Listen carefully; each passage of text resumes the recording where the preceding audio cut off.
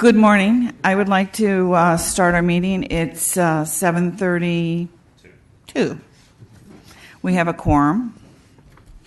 I'd like to call to order. May we stand and face the flag and put our right hand over our hearts to do the Pledge of Allegiance.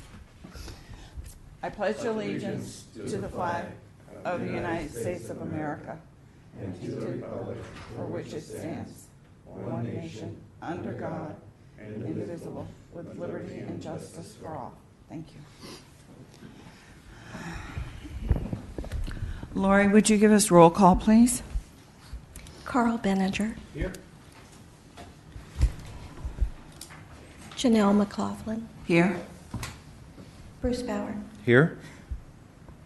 Mike Macrease asked for an excused absence. Gil Salmon. Here. You have a quorum.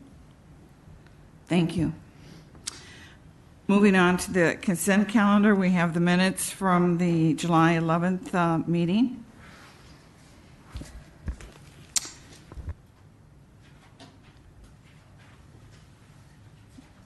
Do we have an approval to pass the minutes?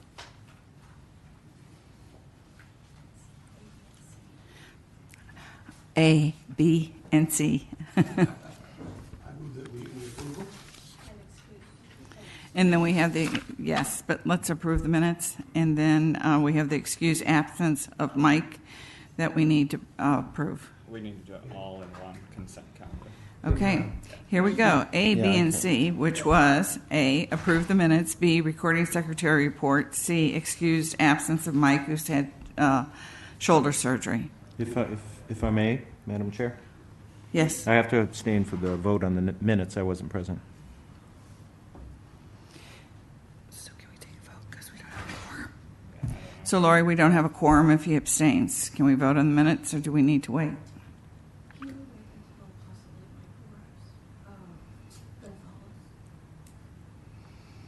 Okay, so we've been advised to move this later into our agenda because we do not have a quorum once Mr. Bauer abstains. And just really quickly, I think there might be, have we approved the March minutes? Okay.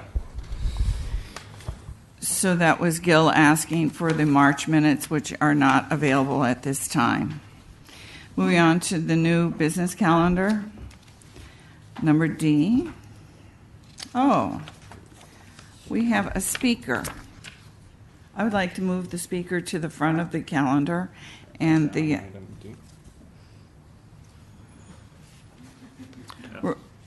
So, Christopher, would you like to come up and speak into a microphone? This is Christopher Forty.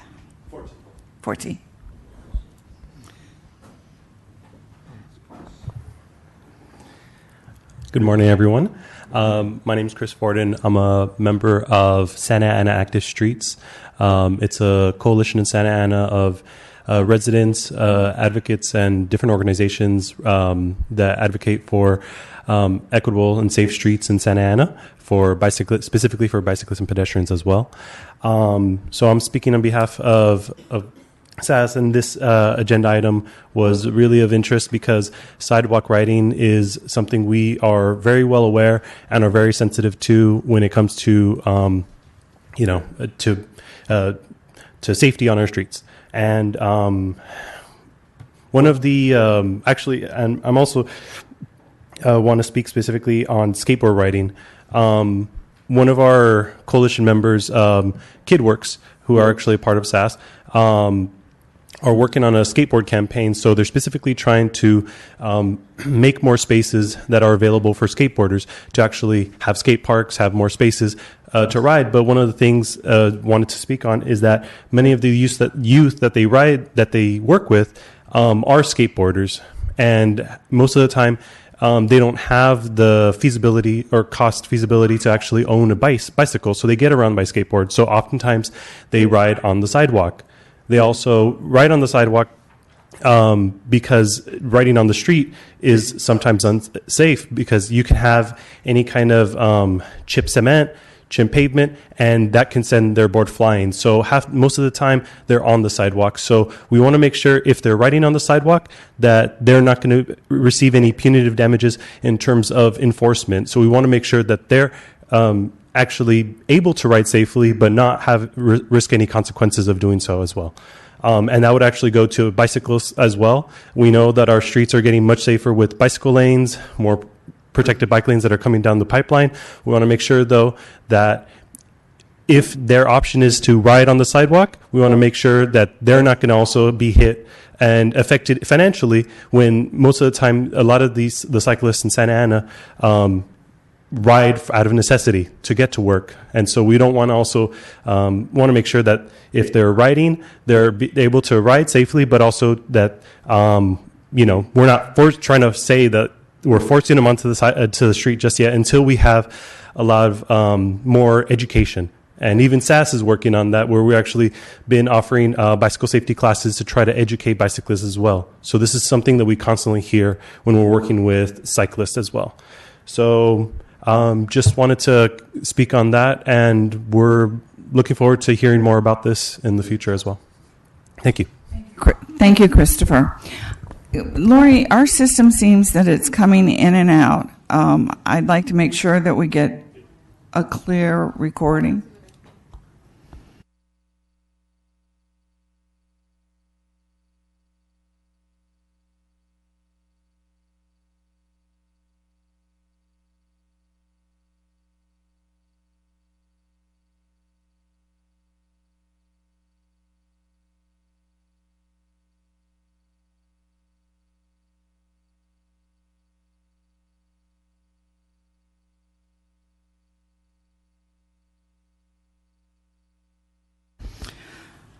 Okay, now we're moving on to the new business, which is D, bicycle and skateboard use in the city and on the sidewalks.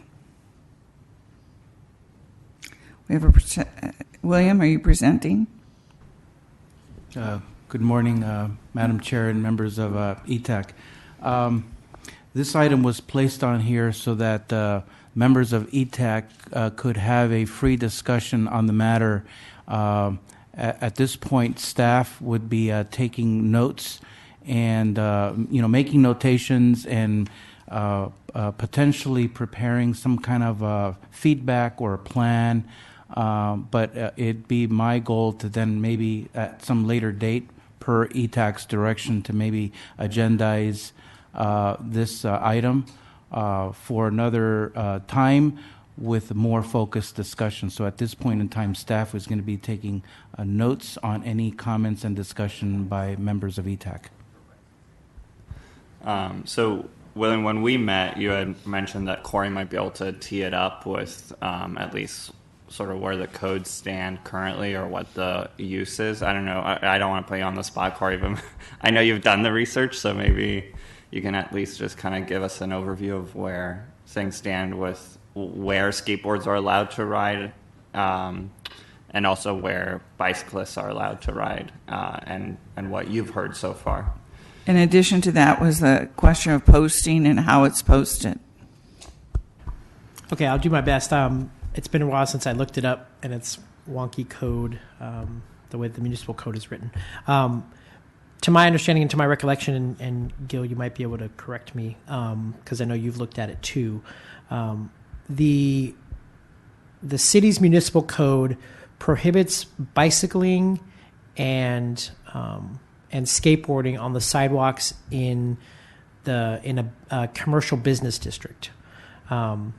It doesn't define which commercial business district it is, although currently there are signs posted for no bicycling on the sidewalk on 4th Street and on Broadway in downtown Santa Ana. And to my knowledge, those are the only locations that are currently posted. However, the code does not specify that it's only where posted. Corey, when you said it was 4th Street, Broadway, and downtown Santa Ana? In downtown Santa, yeah. So it's okay, thank you. 4th Street from Ross to French, and Broadway, and I believe the signs go from like Civic Center to First, I think. And again, I'm just kind of going off of memory here. So those are the only locations that I know of in the city where there's currently signs posted regarding bicycling. I do not know of any signs posted for skateboarding specifically, but I do know that the code specifies skateboarding as well. But it doesn't. The code does not require that a sign has to be posted in order to prohibit skateboarding in a commercial area. There's also parking lots that have parking outside, nobody's going to notice people, and that's private property. Correct. Some parking lots may have skateboarding prohibited. Some park locations may have signs posted for skateboarding, for prohibition of skateboarding. And yes, oftentimes the parking lots are privately owned, and that's the discretion of the property owner.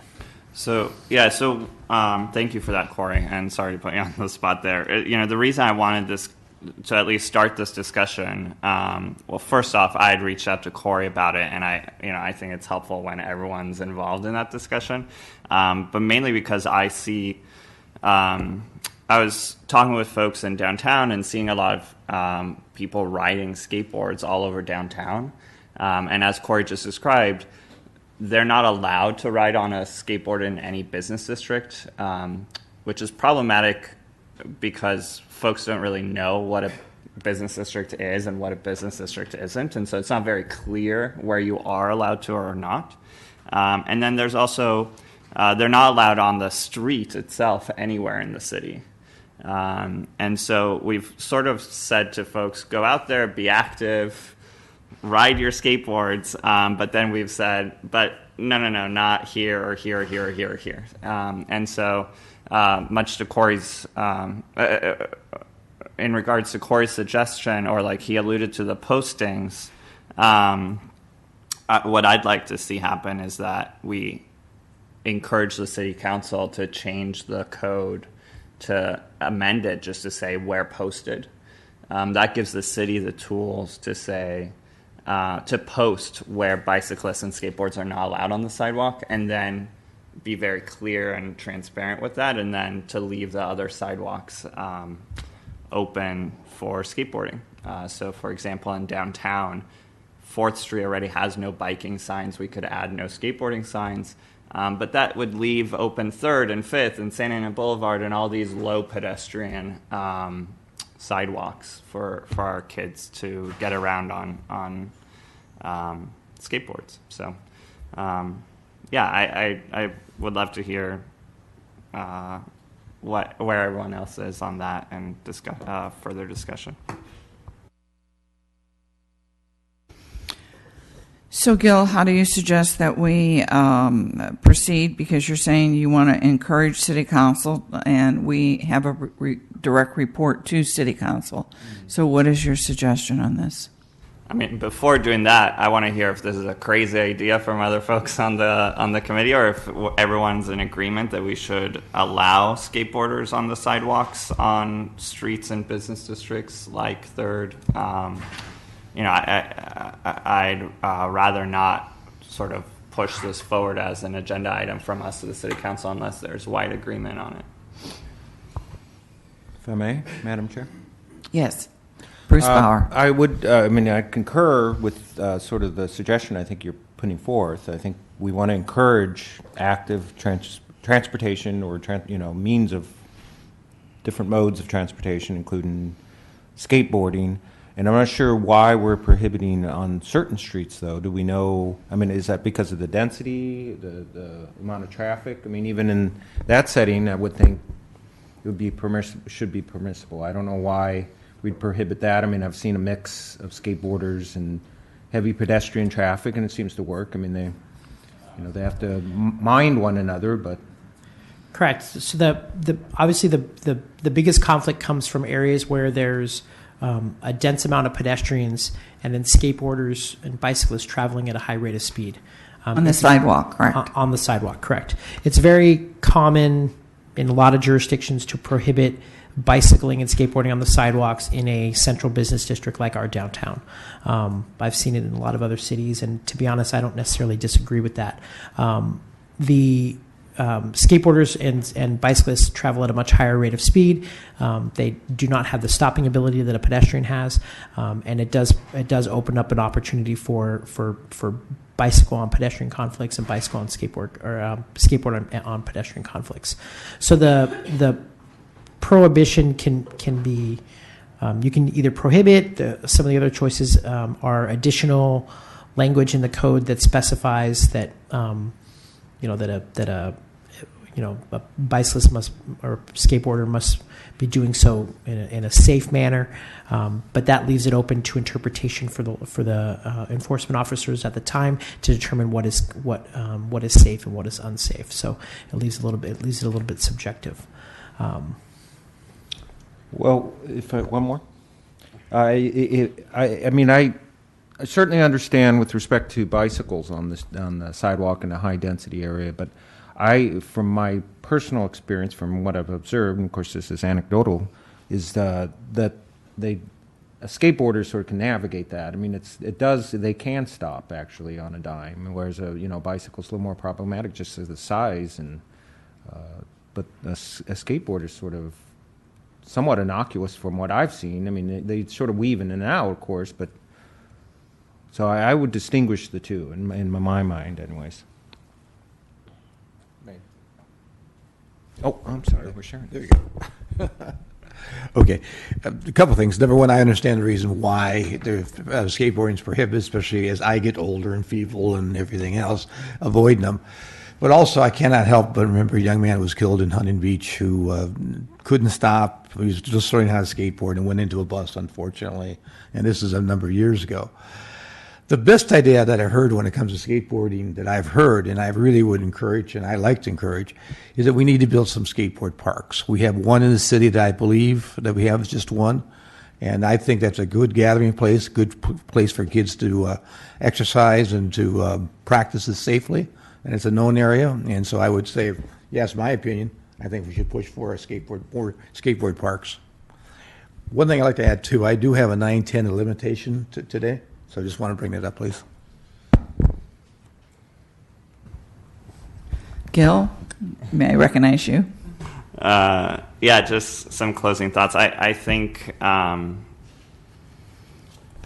so for me, the skateboard parks are like a yes and. I think we need to build skateboard parks. And on top of that, I think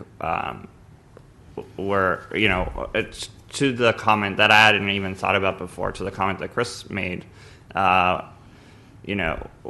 doing a lot to encourage bicycling in the city, and to make that a safer proposition for folks. But I think, and I hadn't thought about that before, was, the fact that might be out of reach for some folks in our community, and that skateboarding is an easier financial investment for folks. Means that we also need to figure out how we can encourage that and support that as a means of transportation for folks. So more than just the skateboard parks, which you want to work on that, I'm 100% with you. I think we need to also just help folks use skateboards as a way to get to where they need to go. And so in terms of just some closing thoughts from me in terms of what I've heard, one of the things around conflict between pedestrian and skateboards that I've seen happen is that like a skateboard will kick out from someone, and that's the thing I'm worried about on, for instance, 4th Street or Broadway, where there's a lot of pedestrians. You see the skateboard sort of kick out and possibly like hit someone. I don't know if is that part of the issue, or is it more just the riding speeds?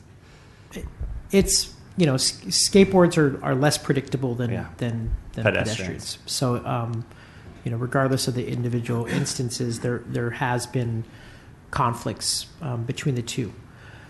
That's not to say that we should do one thing or the other, and staff obviously would take your guys' comments and whatever direction we may receive from council and incorporate that into whatever action we need to take. Yeah, so what I'd like to see happen is maybe we can vote to provide direction to staff to come back to ETAC and provide like a language for amendment to the code, an ordinance change for I think it's a few different pieces. So so to do that, and what I'd like to see happen is that we do the posted thing. I'm a little concerned about the leaving the sort of in a safe manner to interpretation from the enforcement side, just because there's already these early negative interactions happening with skateboarders on the sidewalk with enforcement at the moment, where and so it would be great to just make the code as clear as possible when it comes to skateboarding on the sidewalk. And so so I'd like to see us vote on that to ask staff to come back to ETAC with a proposed ordinance change.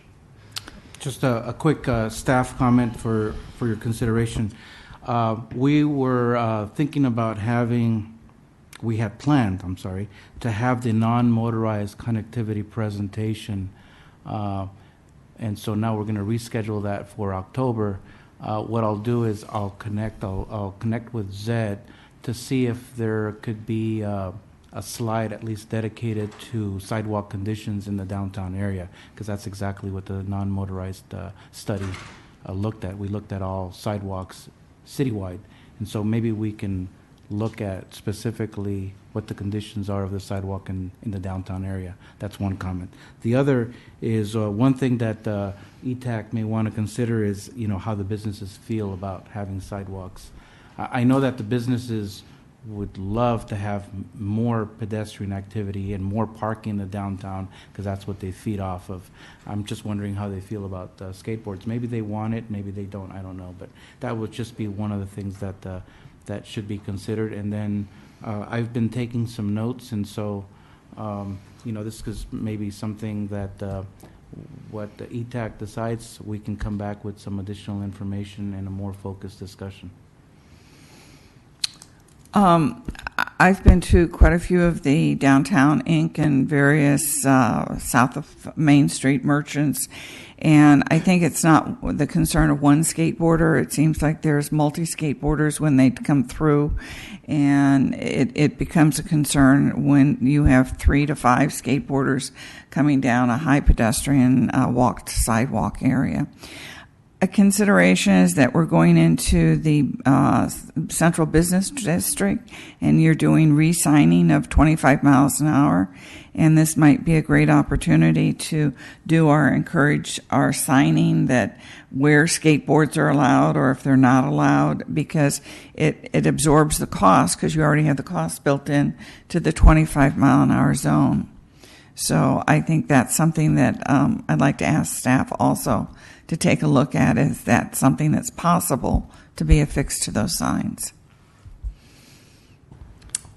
So I'd actually like to make a motion that we formally ask staff to propose language to return with proposed language for a discussion and vote on amending the code to allow riding on some sidewalks. And I'll leave it up to staff to decide what meeting that should be at. I'll second that motion. We have a motion that's been seconded, and may I call for the vote? All in favor? Aye. Aye. Okay. Moving on to the Central Business District presentation of 25 miles an hour. William. Thank you. This has been a brainchild of staff, and when Fred Musavipur came on board, he really liked this idea, and so this idea has been discussed even with former city manager and a few council members. So this idea is about creating what we call a central business district, and I titled it originally Speed Zone, and then I realized that maybe that's a no-no. Perhaps we can call it a central business district slow zone. So anyway, that was Ruben's idea. So if it didn't work, you can blame Ruben. Anyhow, so what is the Central Business District? And what we wanted to do was look at citywide after the Safe Mobility Santa Ana citywide study was performed. We realized that traffic safety, there are issues citywide. The study really focused on identifying the locations where we have huge concerns, how to address the safety concerns. And then after that Safe Mobility study was completed, we kind of also realized that there are certain areas, certain pockets in town that traditionally have been areas that residents look at as their own. Like, for example, a residential district, everyone knows that the speed limit in a residential district is 25 miles an hour. It's in the vehicle code. People live there. So if there's a speeder that's going through, it's generally not someone that lives in that area. So people take ownership of the residential areas. But the downtown area is a huge safety concern. But it's kind of like, well, who actually lives there? Well, it's really the businesses. Well, we all actually live there. We all enjoy the goods and services that the downtown area provides. So we wanted to create the Central Business District. And so what is it? I think it's an essential community destination. So why is it that we want to do it? And again, it comes at the tail end of the Safe Mobility study. That Safe Mobility study really alerted us as to how safety is a huge concern and how unsafe certain locations are in the downtown, particularly off of First Street where we have high traffic volumes. I think Main Street's another area, and those two streets intersect right in the downtown area. So I think the creation of the Central Business District is important. We have a high concentration of pedestrian and bicycles. We just talked about the skateboard and bicycle use on sidewalks. What we want to do is we want to promote the increase of pedestrians and bicycle activity. Why is that? Well, we can't widen the streets anymore. We're done widening freeways. I think everyone in Santa Ana can agree that we'd like traffic volumes to go down, but that's a regional issue. So how do we control traffic volumes in the city, and how do you control traffic volumes in the downtown area? Well, I think by promoting bicycles and pedestrians, you're promoting folks and mobility accessing the downtown area, and I think it's going to take a long time, but I think that's how you do it. We want to also improve the Central Business District economic engine. I know that the city manager's office has been always wanting new ideas on how to improve the economy in Santa Ana, and I think improving the Central Business District and promoting bicycling and promoting pedestrian access is really important. We also know that especially in Santa Ana, our downtown provides high quality arts and enjoyment, and so that's another reason for creating this Central Business District. And the bottom line is that after this Safe Mobility study was performed, one of the key components, and it wasn't spelled out this way, but this is something that it's been an underlying theme throughout that Safe Mobility study. The huge problem with traffic safety is that we have in the mix vehicles, pedestrians, and the only way that we can coexist with both of those is we just need to slow vehicles down, period. We need to slow vehicles down, and so creating that Central Business District is really important for us to try to ever accomplish that. So the goal is let's create a safer environment for all in the Central Business District. So this is just a map kind of showing you where we're talking about. At the bottom limit of that Central Business District is First Street. We tried to come up with a boundary that was similar to what planning has come up with, but it doesn't mirror it exactly, and that's because there are certain exceptions in the Central Business District when we establish speed limits, we're still held by following the legal procedures to establish speed limits. And so we wanted to limit how many exceptions this central business district has. So basically what I'm trying to say is that everything in that central business district is 25 miles an hour, but there are a few exceptions. And we wanted to limit those exceptions. So that's what the map looks like overall, but this is a little bit of a closer view of the map. And so as you can see, the bottom limit is First Street. It does not include First Street. There is no way that we can get First Street to 25 miles an hour today. Maybe sometime in the future we can, but not today. We did the same thing with Flower Street on the west side. But by and large, if you look at all of those streets, you can tell from the legend, they're all 25 miles an hour. And the exception is Santa Ana Boulevard on the west, that west 2 blocks from Ross over to Flower. Main Street is the one exception that doesn't qualify for the 25 mile an hour speed limit, and that's, of course, all the way through that district. And then the other exception was Santa Ana Boulevard over on the east side from, I guess, where it curves out and it goes over to Lacey Street. Are there any other exceptions, Ruben? No. Okay. So, Would you like questions now or at the end? anytime. Cool. Can you just describe a little bit about why these exceptions occur? Is it because the average speeds on those roads are too fast for us to post it? Traditionally, those streets have a certain level of volume that we're always measuring, and when we measure volumes and speeds, that speed volume profile establishes, using this 85th percentile, it establishes what the posted speed limit must be. And so we're adhering to those state standards. Now, if we can find engineering exceptions to that, then we can post it differently. Or we can engineer the streets, such as narrowing the lanes, creating a physical environment where drivers maybe slow down. Then when we go back and measure the speeds, maybe we can accomplish getting that 85th percentile down, and then we can post it down. That's going to take some time, though. I think the way the law is written is purposeful for us to not make any abrupt changes. Behavior is going to follow the law, and then the law is going to kind of follow the behavior. So which one comes first? It's kind of debatable, but I think we can get there. There's a process that we can follow by encouraging and educating the public and enforcing it.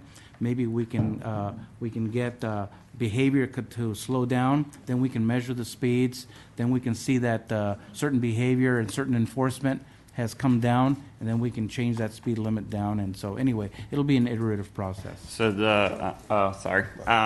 just really quickly, for one example on that might occur is, as the streetcar comes down, is it Santa Ana Boulevard?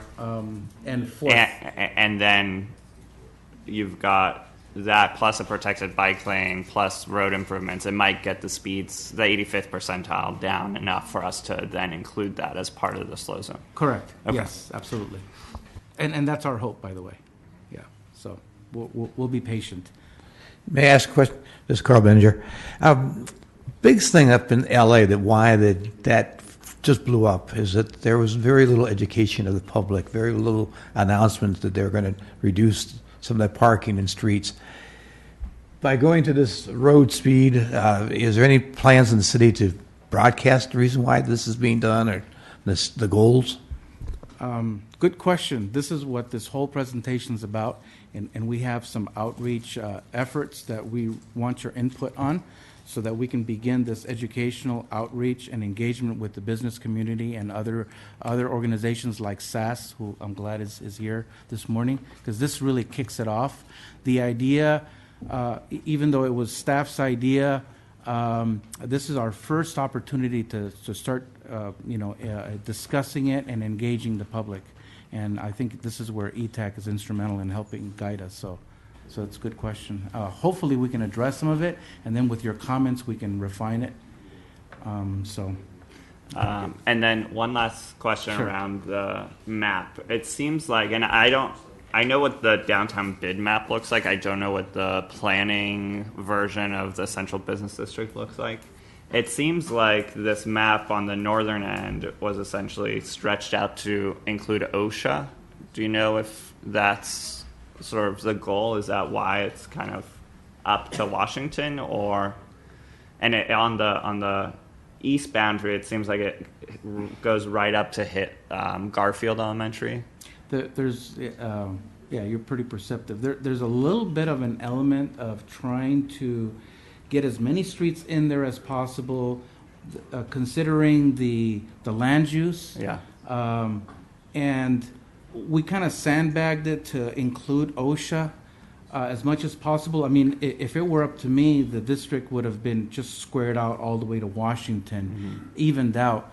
But there are certain streets that maybe would be more, we'd have too many exceptions. So this is our first shot. This is not official. Yeah. This is basically more of a planning map. It's a tool where we're at a draft stage, and it's subject to change. On the one hand, we want to have as many streets in there with least exceptions.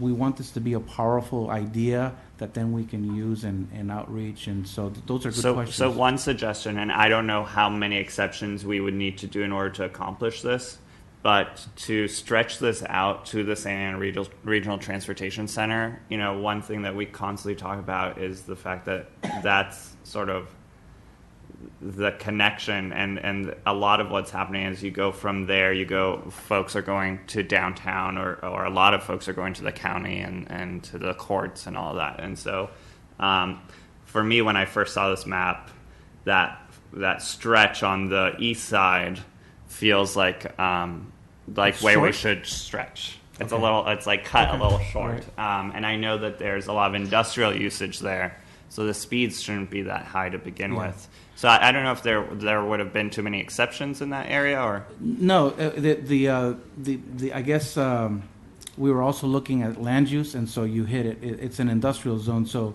if we want to include an industrial zone, sure, we can stretch it out. So these are comments that we're going to take into consideration as we move forward. So, thank you. Yeah, good comments. Oops, wrong way. So any long-term approach to traffic safety involves these 3 E's that you'll hear about more and more: engineering, enforcement, and education. They go hand in hand. If we do quite a bit of engineering where we narrow lanes and we do the bulb outs, if we don't enforce and we don't educate the public, it's not going to be as effective. So we do want to partner with the enforcement with Santa Ana Police. So that's definite. But I think where we really need some help on is on the educational component, and again, that's where I think ETAC comes in. Today, there's the 5 E's now. They added 2 additional E's to our engineering, enforcement, and education. This is something that we've kind of been doing already, but I'm glad that they're kind of formalizing encouragement and evaluation. So yes, we want to encourage. If we want to change behavior, we need to reach out, educate. We want to encourage kids. We want to encourage folks to be more, active transportation, bicycling, and pedestrian mobility. So we want to encourage that. And in anything that we do, we're always going back and reevaluating what we've done to come back and kind of improve the model. So those are the 5 E's of engineering. So we definitely would use that for our central business district. Now, kind of going back a little bit, big picture, the complete streets movement started, I don't know, I want to say maybe some 10, 15 years ago is when I was first exposed to it. And basically, it is bringing more pedestrians and bicyclists into the mix where vehicles have dominated. And so we've come up with some general concepts, bicycle boulevards where we want to encourage bicycle use, where we have the roundabouts, the bulbouts. We also give maybe pedestrians a narrower lane to cross, and that's that picture at the top. It provides a more aesthetically pleasing environment for a pedestrian to enjoy. So those are some of the concepts for complete streets. And then the next picture down below, just to kind of give you whet your appetite here for what we're talking about. Sometimes we just don't have the funding, and we want to make it safer for pedestrians. So we've gone to installing rectangular rapid flashing beacons. We've noticed that the in-road ones are a maintenance problem. Sometimes they'll go out and then they're very difficult to repair. These overhead flashing beacons seems to be giving us good results, and they're less expensive, and you can easily see that that they work well with our signage. So we've been using some of those to improve safety. Some of the completed projects in the downtown area, as you know, we had a complete streets plan that focused on the downtown area. That was separate from the safe mobility study. We wanted to figure out how to improve the downtown area using complete streets concepts and improve pedestrian safety. Some of the safety enhancements that we have completed recently are on 4th Street and Minter. And again, that's following those same ideas for the Downtown Complete Streets Plan. Some other completed projects on 3rd Street and on Bush Street. And just to note, your plan that completed, but that the circle is temporary. It's an interim, Yes. yes. It's an interim measure, and yeah, it seems like we're always in transition. Right. And then some of the upcoming projects, and Corey might be able to enlighten us, but of course, we have the streetcar coming in. We have some protected bike lanes, Civic Center, Bicycle Boulevard, Santa Ana Boulevard, and 5th Street protected bike lanes, and then a 1st Street sidewalk widening project. So we have been focusing on trying to provide a better environment, but that's not to say that we still need the central business district. And so some of the keys to making the central business district, kind of formalizing it and make it into reality, is we need to try to figure out key locations for speed limit signs. We have speed limit signs already posted as 25 miles an hour where they're needed, we think. But I think that when we actually start looking at the map and start looking at the streets that are already 25 miles an hour, I think we need to do a little better job. If this central business district is going to be successful, we probably need to post more signs and just make more people aware of what the speed limit is. We'd also like to use speed feedback signs. Those are those signs that tell you how fast you're going. If you're exceeding the speed limit, say by more than 5 miles an hour, you might get a different message. Maybe if you're exceeding the speed limit by 10 or more miles an hour, it just completely turns off because, young folks kind of like to, we've experienced this where they kind of race up to see how high that number could go. So, we have certain programming that we're able to provide with the speed feedback signs. And then we'd also maybe like to consider using changeable message signs. Those are the larger signs. Caltrans is using them very effectively. Perhaps we can put some of those signs, they're portable, they could be portable. We can maybe put them as drivers are entering the central business district, kind of reminding them, hey, lots of pedestrians here. Watch for pedestrians. We don't have to limit it to the central business district. Maybe we can put these signs up as people enter the city. Those people that don't live here, that might not know what the laws are here or what our focus is. Say on 1st Street at the city limit on both sides, maybe we can put those changeable message signs there so that we can let drivers know, hey, that they're entering Santa Ana and that we should watch, or they should watch for much more pedestrian levels that they're used to. So those would be some of the engineering keys that we could use in the central business district. But I think we would never forget enforcement. We do, the police department does targeted enforcement, but by using these speed feedback signs, they collect data. The changeable message signs also collect data. What we would do with that is we could provide smart enforcement. That's where we provide the information to PD based on when these violations or when the speeding is actually occurring. And so we get calls from the public and the residents, and they complain about speeding, and they tell us that it generally happens at 4 p.m. or at 8 p.m., whatever time. Well, we would have actual data that we could then provide the PD, and then they can go out there and kind of do some smart enforcement. So we can use that information to improve our enforcement. And so that's the report on speeding concerns to PD. We could also report on some other concerns. So we would not forget about enforcement, but really, this is where I think we really need help. Typically, engineers are not really good at this aspect of traffic safety, and that's the educational aspect.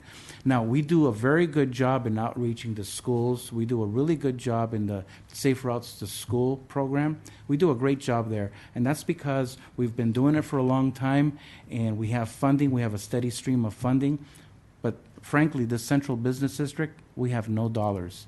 Jalad asked the question, or I think it was Janelle last week, well, how much money do you have? Well, guess what? We have no money. So this is truly a staff level effort. And by engaging ETAC, it can be our effort, and this is where I think you can help us. So we were supposed to come up with what's the marketing plan? How are we going to educate the public? And so this is where your input is really valuable. I mean, we're thinking about contacting the business groups, neighborhood associations, schools, maybe partnerships with some of the nonprofits, handouts to the businesses, maybe culminating in a presentation to the city council. And then the driver behavior takes a really long time, so this is going to take a long, steady effort of marketing to change driver behavior. But right now, we're open to suggestions from ETAC as to how to get this central business district idea out there. Again, the speed limits, 25 miles an hour, they already exist. So we're not really changing anything, but we want to establish something. We want to establish new behavior. We want to establish something that businesses, that we can all agree with is a good thing. We want to encourage pedestrians and bicycle activity in the Central Business District, and so we want to establish this district so that we can market it, and then maybe we can expand it. We can change the boundaries. It's only a draft form, so you're really at the ground floor with us on this, and so any input you provide will be helpful. Just to give you a timeline of what we were thinking about doing is with your input, we can develop some sample handouts this fall. We can also start setting up meetings with some of the businesses and neighborhoods. The meetings would involve staff. I would certainly be a part of it. Zed's not here today, but Zed would be another key staff member. And then the third key staff member would be Corey. Sorry, Corey, I just volunteered you. Another key staff member would be Corey. And then maybe in late 2017, we can actually have a few key components a little more formalized. We can do a council presentation on the idea so that we can get their buy-in to it. That's really important because if ever we would get funding for this, that's going to come from the city council. And then in the spring of 2018, we can begin doing some engineering installations. I know that Janelle had a great idea when we install these speed limit signs. Maybe we can put some other signs up. This is when we were thinking about maybe putting these signs up, enhancing the speed limit signs, maybe also putting up the speed feedback signs and the changeable message signs. I've limited myself to those type of signs, but really it's wide open. I mean, whatever suggestions you have, as long as they're realistic and they don't involve lots of funding, I think we can do it. So at this point, that concludes my presentation. If there's any comments, direction, suggestions, would be very, very appreciated. Thank you, William. I want a clarification. All this area, this district area that you've got the map, right today, they're all 25 miles an hour. That's today, all that area. Yes, with the exceptions that we of the pointed two out. streets. Santa Ana on the west side, Santa Ana on the east side, and all of Main Street. So what is the Santa Ana Boulevard exception? How fast is that to the right street and the main street? It's 30 now, and we should point out that it was 35 last year, and so we've been striping our streets differently, and so we've already noticed that driver behavior has improved. It's gone down, so we're able to change that speed limit from 35 to 30. So that's Santa Ana, and then Broadway, we were able to get it.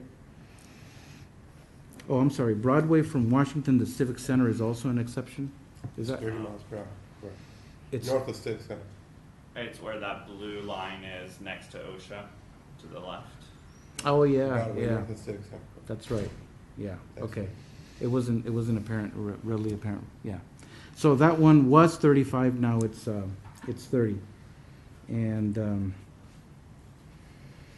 Civic Center was recently changed from 35 now to 25, and that was between Flower and French. So we've been slowly making adjustments, and so, yes, So how many signs are in the area now? I don't know. It'd be a guess. We probably have a dozen signs, maybe, take? Well, more than that over the whole area. Our signs are not posted every block. They're posted like in a zone. So, for example, if I took 3rd Street, we might have 3 or 4 signs on 3rd Street in one direction throughout the entire central business district. Would So- it be easy to get a map to show, like at the next ETAC meeting, where these signs are posted? Sure. The 25? So I'm going to request that. Then we can see how we can interface the bike and the skateboard and some places that it might Yeah. be needed. Yeah, the follow-up to skateboards and bicycles is that if ETAC wishes to address that via a change in municipal code, that's going to take some time. That's not something that we can do right away.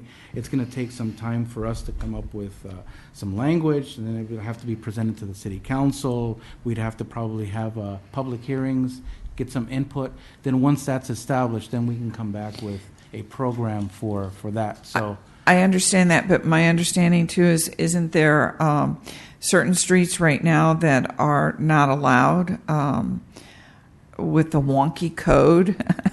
That 4th, Ross to French, and Broadway to the Civic Centers. All of them are not allowed. It's just posted as a informational PSA on 4th and Broadway. Thank you. Do we have any other questions from any other members here? Yes, Mr. Bauer.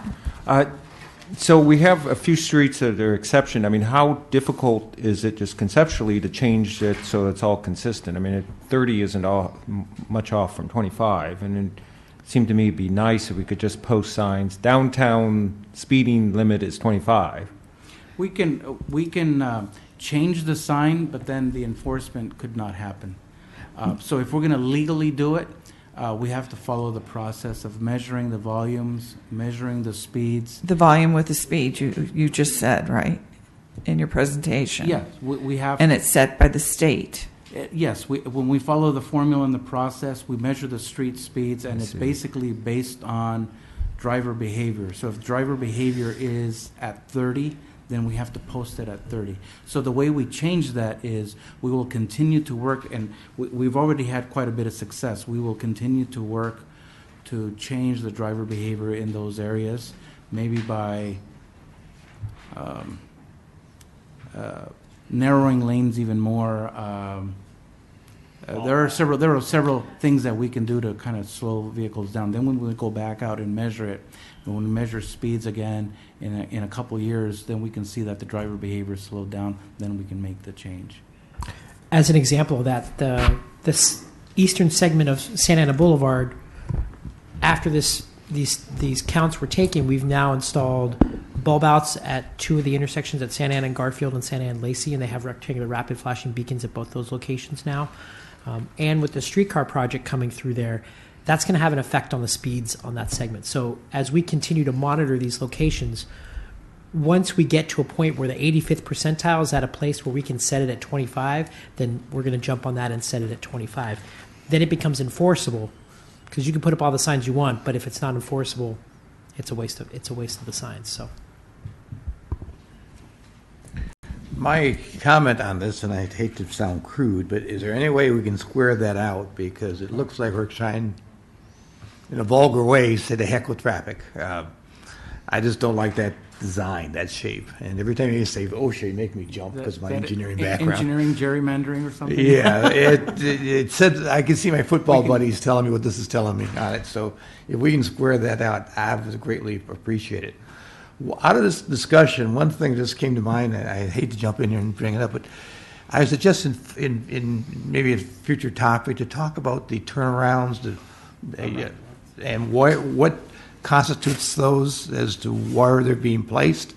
One of my football buddies took me down a side street just north of McFadden School, where there's one now, and I didn't have a good explanation why they put one in that location on it. So I just suggest that for a future discussion, that not today, but in future, what constitutes why there is a turnaround or roundabout. Thank you. Okay, we can.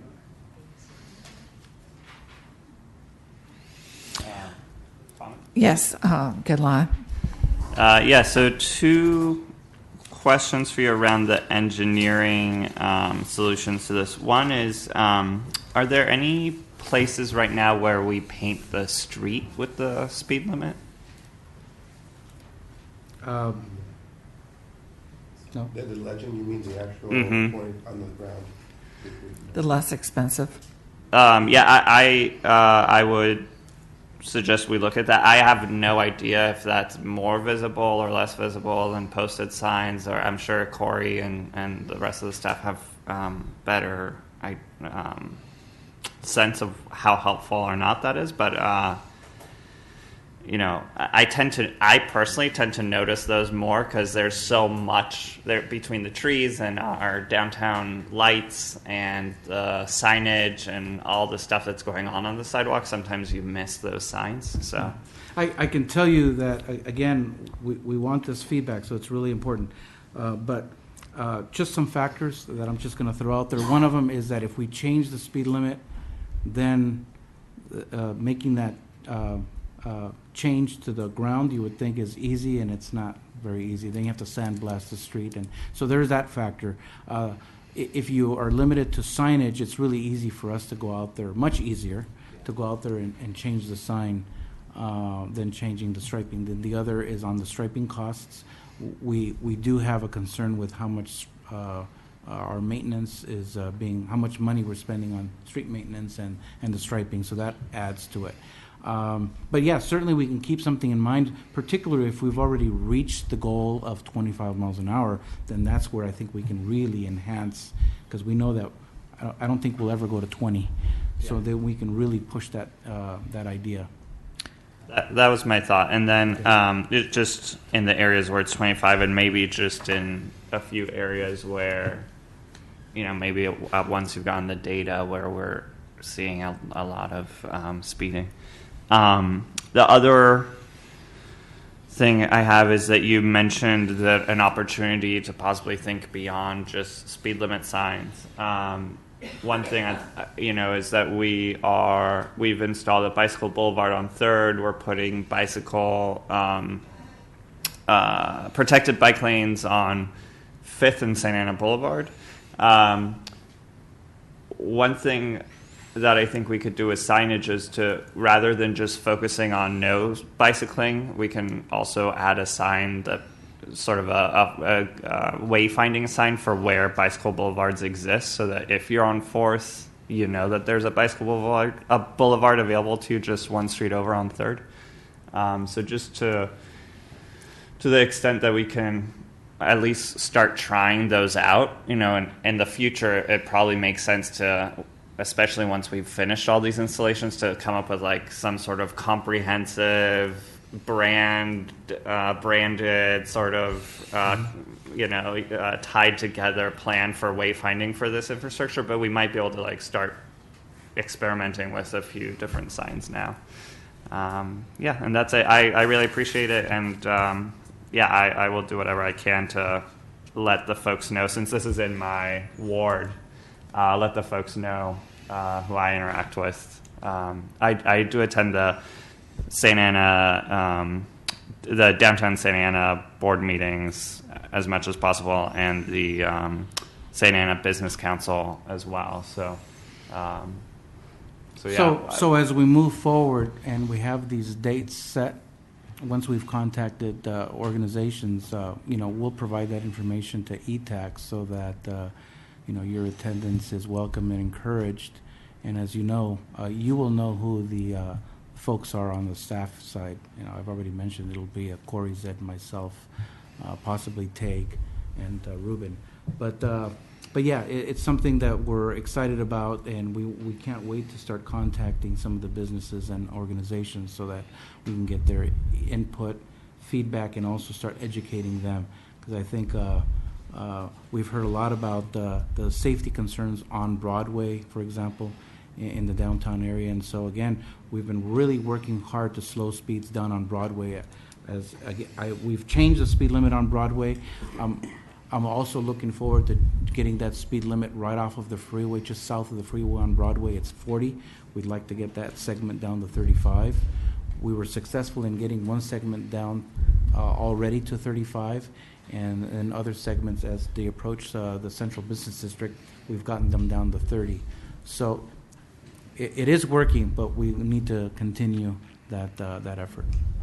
And just a quick question: Is the name? So I mean, because this is already a 25 mile an hour mostly zone, and it kind of gives a boundary for working towards getting those the rest of them down to 25 an hour as well. Is this? It seems like it's just essentially a marketing push and like a branding push for a district. Is the name of this the Central Business District Zone? Because I think we might need to come up with something a little bit more marketable. We're open. Okay. We're all open. right. I don't. Again, I'm not a marketing we're engineers, person, but, so right. You're talking to another engineer here, so yeah. So of the software variety. So I would leave that up to other folks, but I know enough to know that is not gonna be very easy to market out in the community. Okay, we're up for suggestions, and the timing of these suggestions is important because if we want to start beginning to set these meetings up in the fall, if there's a name that you can help us with, we came up with Central Business District, and again, I called it a speed zone, and then this guy over here said, well, how about a slow zone? Oh, yeah, let's call it a slow zone. I don't know what to call it. CBD1. Send in a slow zone. I don't know. William, I have a question. When you said you have the safe route to schools and that you work with the schools, now, can we go back to the map? You have a charter school in there? So you work with charter schools as well, equal as no. So that like the New Song charter schools or the OSHA charter schools are not part of the Safe Route to School program. We've engaged with like Nova Academy, for instance. Okay. Just in some of our outreach efforts, but a majority of our Safe Routes to School plans and programs are focused strictly on our Unified school districts, the public schools. So when Carl was saying that he wanted to cut off the Orange County School of the Arts area up there to round out the map, we have nothing set with that school at this time. No, I think that the intention from a land use perspective, if you look at the segment along Broadway and along Main, our downtown does go up to Washington. And some might argue that it goes up further than that with the Bowers Museum and everything else that's north going towards Main Place and so forth. So I think that's why the line goes up along those two corridors, is to highlight the fact that on both Broadway and Main, that is more of like part of our downtown core. If we're going to square it off, we would maybe extend the northern limits. The only challenge there is that that there are residential neighborhoods in those two little pockets that we would be adding to this that might not necessarily consider themselves part of downtown Santa Ana or the Central Business District. Okay, thank you.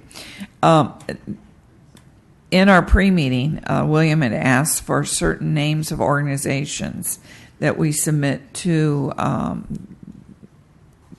Public Works. We have the South of Maine Merchant Association. You have the Santa Ana Chamber of Commerce Association. You have the Restaurant Association. As mentioned before, Santa Ana Business Council, Downtown Inc. And then I'm going to say your churches would be the outstanding contact there, better than all of them put together. Of course, you have your neighborhood associations, and you are going to have to market that differently than Central Business District. We're going to have to get a better name for that when we go out to the neighborhood associations. They're ruthless. And then you have Scott Kuttner with his community bulletins, and he does an excellent job with his community bulletins. Does anybody else on the commission have any other suggestions? Where to reach out? Yeah, I mean, if this is about marketing to folks who are not in town, then, the more than just sort of presenting it to the businesses who are part of the Downtown Inc. or the Santa Ana Business Council, I think it's a matter of maybe partnering with some of those businesses who attract a lot of outside visitors. So you're looking at, 4th Street Market, or like, we now have two wedding venues in downtown. The Yost is now a wedding venue and a church venue, and the old gas company building is now a wedding venue and an event venue. And so those are two destinations that bring a lot of folks into downtown who are not usually here. So to the extent that we can. And many of those have, e-blast and things like that to be added to, which are an easy way to do that. Okay, anything else? Just one thought I have. My day and age, you always, went to high schools, you learn how to drive cars because they had their own training sessions. Now it's all private industry, basically. But is there a way we can get the word out to different driver education schools that we have in the city? I think that it would help. And to that point, how about the traffic schools that we teach everybody and make them sit there for 4 hours? To add that. Yes, Gil. One last comment, and this was based on Janelle's South Main Merchant Association. What's the speed limit on South Main from First down? Because, Corey, you talked about the downtown extending up. It sounds like we're... with the street improvements that are coming to First, whether the speed limit is 25 an hour or not, it sounds like we might be able to get it to 25 as soon as that construction's complete. We have the information here. 35. It's 35. 35. So once the consultant study is done, and we're probably about 2 years out from roadway changes on South Main, but that might be able to also get down to 25 and be included in this. Yes. Okay. Yes. Right. I think those merchants would like it lower than that because it's a speedway down there. Yeah. And ultimately, again, the goal for the marketing is that we can say that whatever it is that we call it for right now, Central Business District, CBD, everything Santa Ana CBD is 25. I mean, that's the ultimate goal. So then we can be consistent about, educating schools and putting a map on the website. You're entering Santa Ana, you're entering this CBD, it's 25. Okay, I think that ends our business calendar, and so that we go on to the F. But in this moment, I'd like to go back because we have a quorum and insert that the motion to approve the minutes since Mike Gonzalez has joined us. And do we have a motion to approve the entire consent calendar? A, B, and C, yes. So I'll make a motion to approve the entire consent calendar, item A, B, and C. All in favor? Aye. Aye. Aye, except for I have to abstain. That's why we waited for Michael. Okay, protected bike lanes update verbal. Corey, you're on. So I'm not sure exactly. I'm going to just kind of go over what protected bike lanes are. A type of bicycle infrastructure where we place the bicyclist between some sort of vertical barrier and the sidewalk. That barrier can be delineators, it can be parked cars, it can be landscape medians. This is a newer type of infrastructure. We don't have any of them currently in Santa Ana, but it is considered at this point the lowest stress and highest quality of bicycle infrastructure that a jurisdiction can put in. Over the last few years, we've been very aggressive in pursuing grant funding in order to be able to provide this type of infrastructure, and we've been very successful at that. In the downtown area, there's the couplet that pretty much mirrors the streetcar, with the exception of 4th and 5th Street. It mirrors the streetcar alignment where it runs along Santa Ana Boulevard. It actually does cut through the Lacey neighborhood to get to the train station because it's a much quieter connection there. And so as part of it, we're coordinating that design with the streetcar design. And it will be constructed at the same time that the streetcar is constructed as well. So you'll see all of those improvements all come at once. Additionally, we've pursued funding for and received funding for protected bike lanes on the new segments of Bristol that are being widened, the existing segments of Bristol where they were already widened, and we currently have buffered bike lanes or just standard bike lanes out there, but there's enough width that we can put in protected bike lanes. Also on, thanks to the kids from KidWorks, the segment of Edinger from the Santa Ana River to Bristol will have protected bike lanes on it as well. All of those projects are currently in some phase or another of design. Also, Hazard, it's a much smaller segment in Santa Ana, but the county, the city of Westminster, and the city of Garden Grove, and the city of Santa Ana have all secured funding for regional connection along Hazard Avenue, connecting from the Santa Ana River east all the way almost to the 405 along Hazard Boulevard, through all 4 of those jurisdictions. And so there'll be protected bike lanes along that as well. In October, SCAG, along with the county, Westminster, Garden Grove, and Santa Ana are all partnering together to do a demonstration project on Hazard to kind of give folks a chance to see what it might feel like. And that's taking place essentially at Hazard and Ward, right in that area. And we'll provide. I'll have Lori provide information to ETAC for when that event is coming and what the date and time and all that good stuff is. So I'm happy to answer any questions you guys have about protected bike lanes and where we're at with some of those things. I think it might be easier just to do it that way. Do we have any questions? Yes.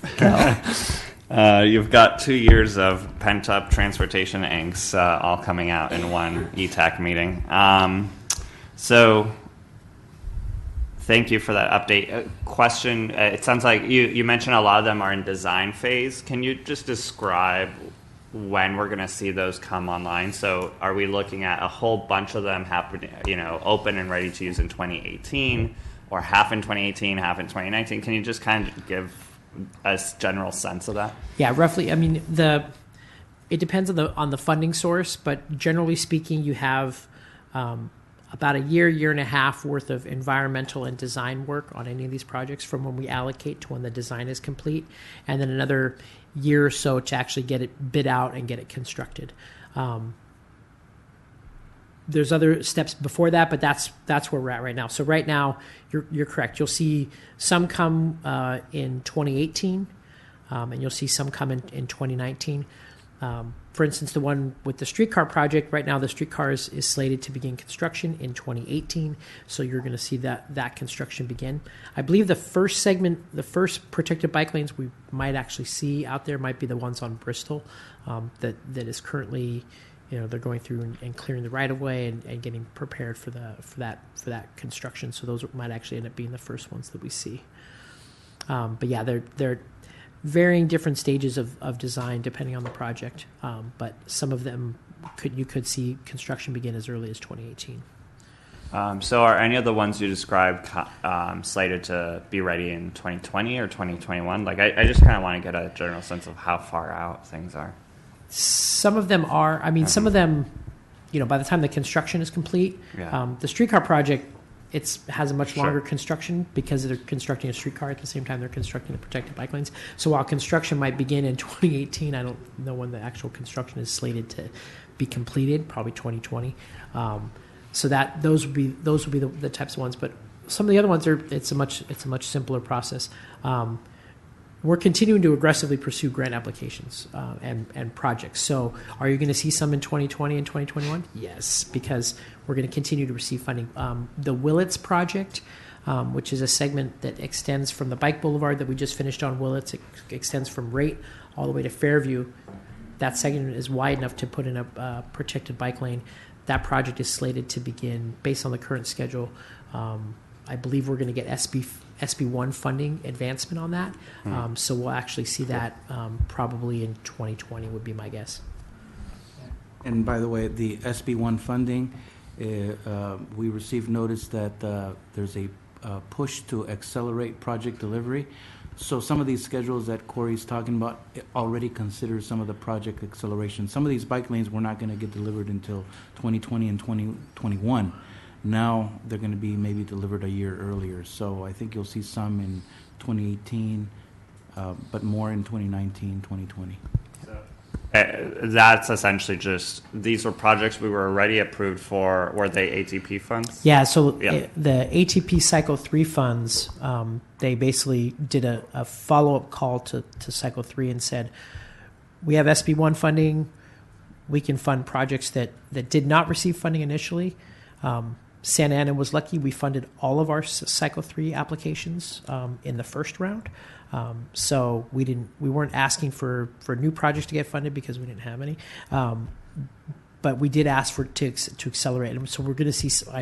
I've heard that we're going to likely receive accelerated fundings for a handful of those projects. The Willits project being one of them, which is a protected bike lane. So originally that was, I think, was slated to begin construction in like 2020, 2021, and now it'll be 2 years earlier than that, which is only for us. Really great to hear, because I was disappointed when SB1 passed that it didn't include a provision around disadvantaged communities like the cap and trade funding does.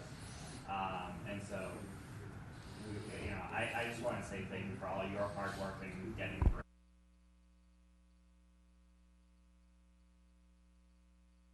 That's why we're getting this SB1 funding to begin with, was because of your work in previous years on those ATP grants. So just want to say thank you for all your hard work on that.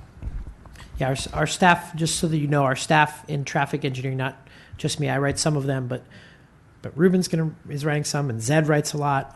We've received about $43 million worth of grant funds for bicycle, pedestrian, and safety improvement projects. Bravo. So, and we're not done yet. Couple questions on that. Number one, trying to push trees. I got a real feeling that there wasn't much support out of city management for grants that required matching funds. Is that just a misnomer? Are you getting support for those projects? If a grant requires matching funds, we will still pursue it to see if, and then try and identify some sort of matching funds. Obviously, that's subject to the city's budget. We've been very lucky that most of the grants that we have received did not require any matching funds. They were 100% funding, which is great.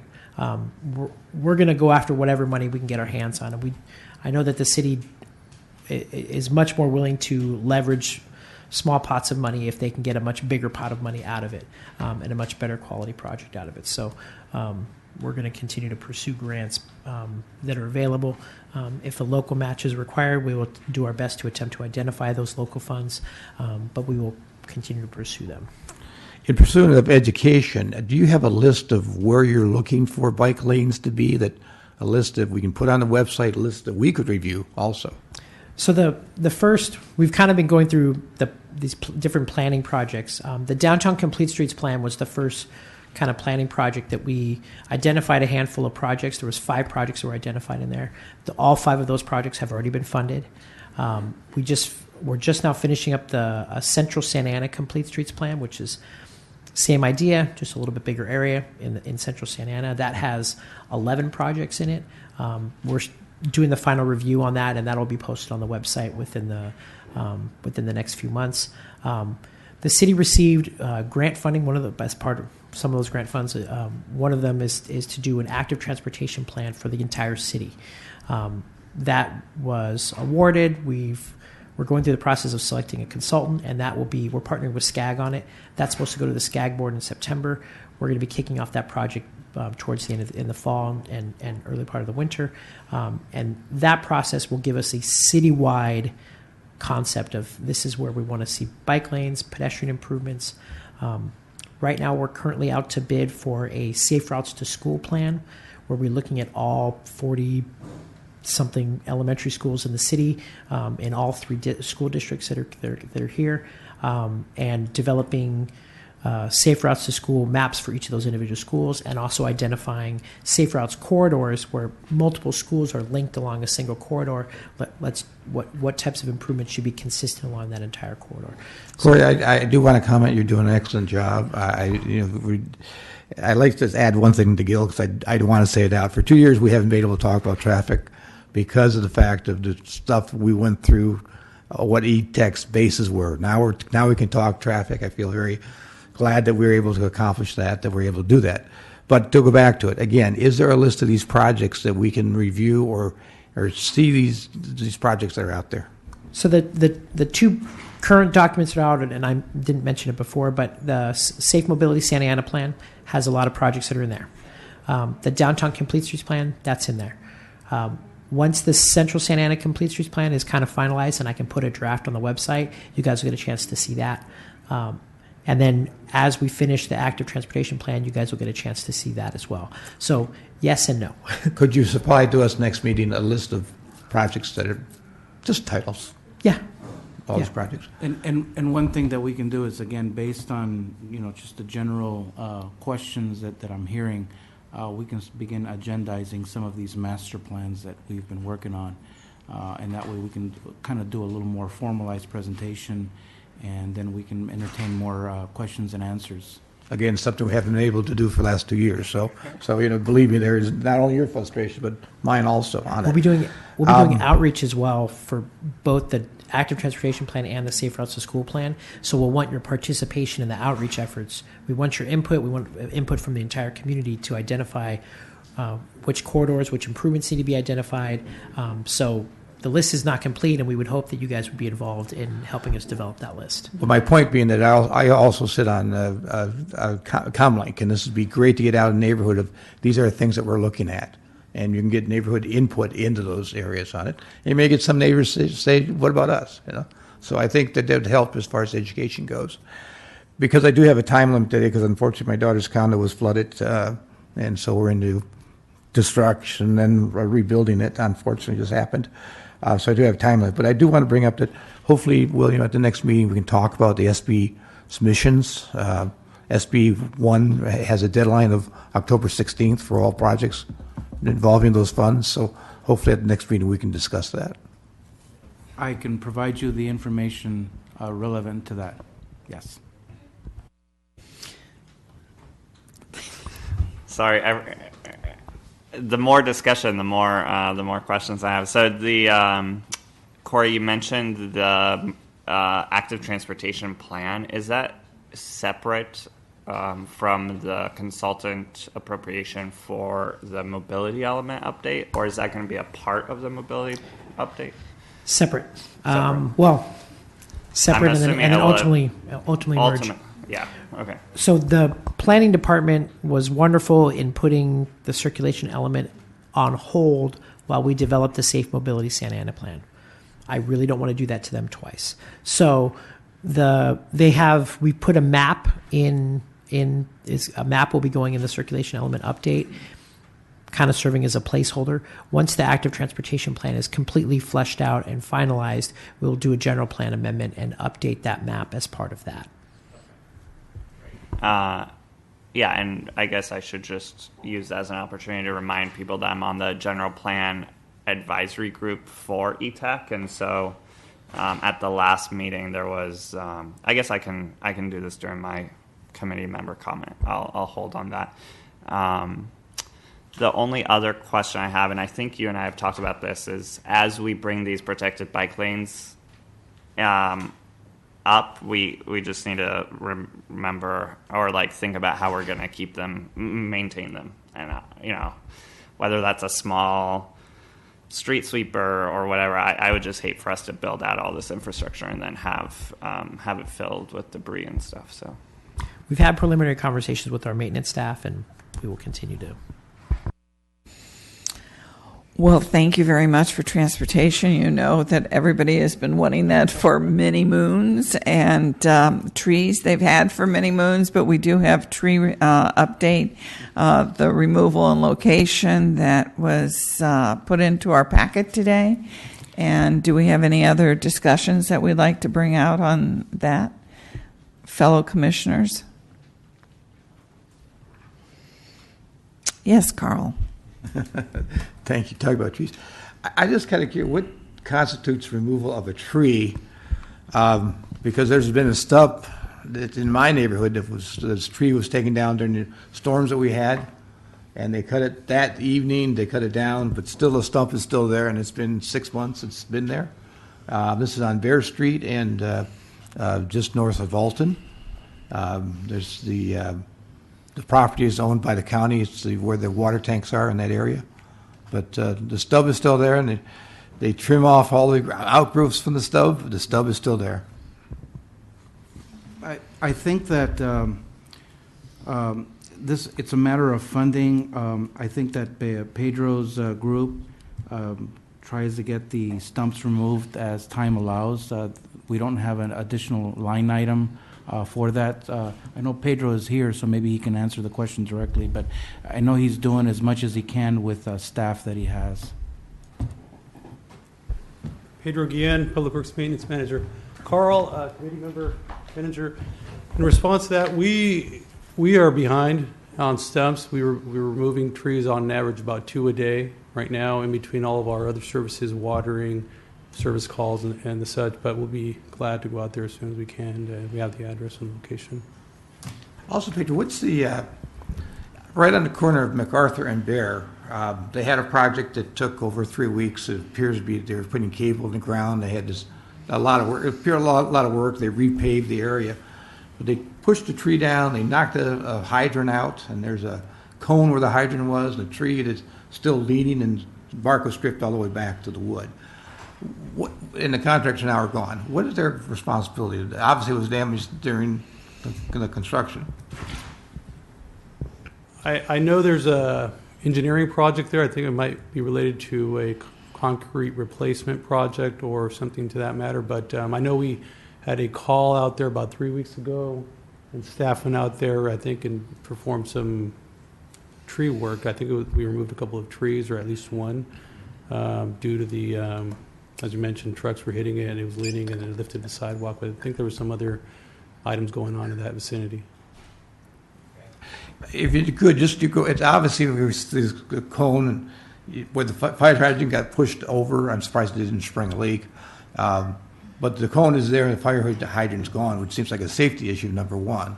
But number two, the tree that was next to it also is still leaning over the sidewalk. Yeah, we'll go out there and take a look. Okay, all right.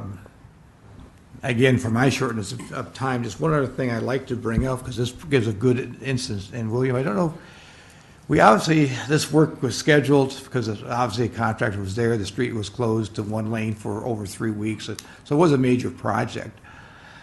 But trying to look at the website in the city, is there any way that we have listed all the street closures and when they're scheduled to be closed for projects like this? Obviously, you guys have some sort of schedule, and you know of schedule. Yeah, good question. We have been making an effort to try to update not only our project schedules, but the maps that we have on our website. The maps, or excuse me, the schedule that we have on our website was not really intended to give folks a status as to when the street was being closed. It was just intended to provide some general a general schedule to the public, but I realize now, and we realize now, after the 6 months or so, in the last 6 months or so, that folks are using it a little differently.